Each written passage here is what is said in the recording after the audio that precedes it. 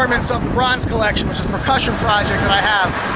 And my wife and I were passing a poster of the Eiffel Tower, and she went bong, and I said to myself, you know, that would work. So I started thinking about doing it at the Eiffel Tower, and I don't speak French. I don't have any connections in Paris, so I tried to find a domestic monument where we could do this, and I settled on a suspension bridge, and the Mid-Hudson Bridge along the Hudson was the best one to choose.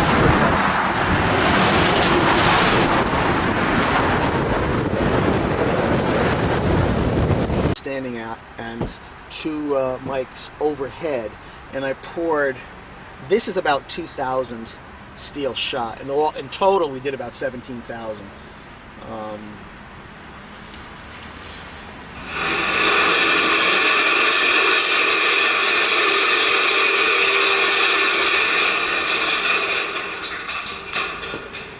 Surf or rain, yeah.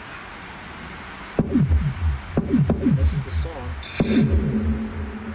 Yeah. So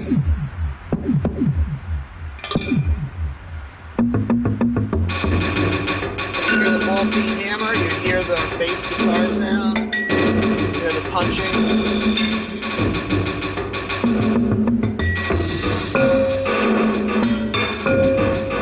It's the way you put the notes, the sounds together that makes the music. After we cataloged them that way, then I sort of made a virtual instrument in my computer, saying, okay, if I want, like these bell sounds, they sound like, you know, if you were playing a single instrument, you could see them coming from a xylophone. But one of those sounds is the light pole being struck. Another sound is a guardrail post, which I'll show you when we go out there. And another sound, I think, is one of the spindles. So those sounds are actually separated by maybe about hundreds of feet from each other. But it's the way you combine them.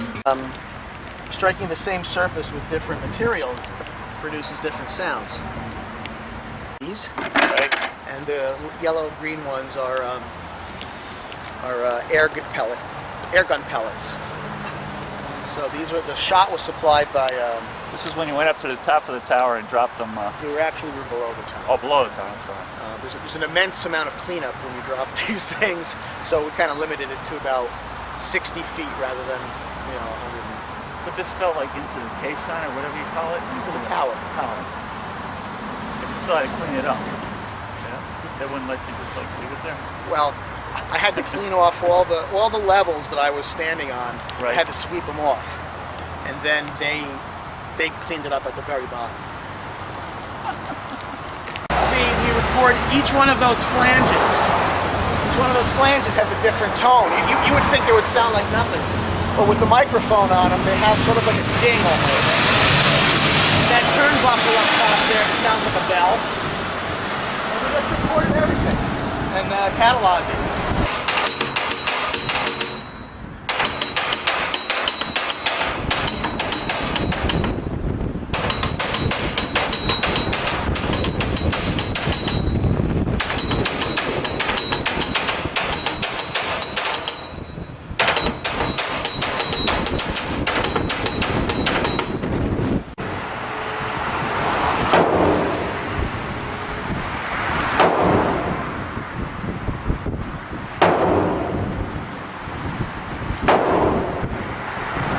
One more. So,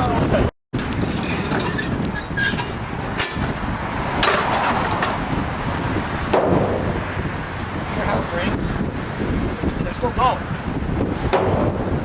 Yeah. That's a real powerful bass noise.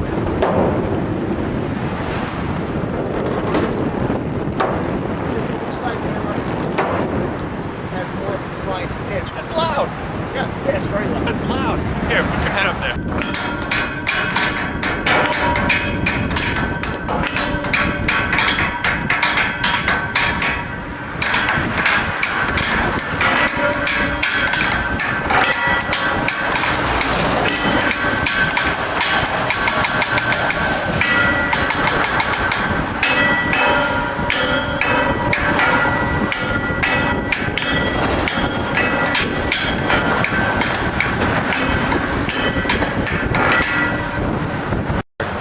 why we couldn't reproduce this at the Eiffel Tower. It was the original idea. We could also go on tour with it, you know, do the Golden Gate Bridge. A lot of places in the world to play. And I guess all with their unique sounds and Right. pitches and Yeah. harmonics. You And wouldn't be able to take this. You wouldn't be able to take the music I'm writing for bridge funk, for bridge music, and necessarily transfer it to another bridge, because another bridge will be made out of different materials, be different lengths and masses and densities of the metal.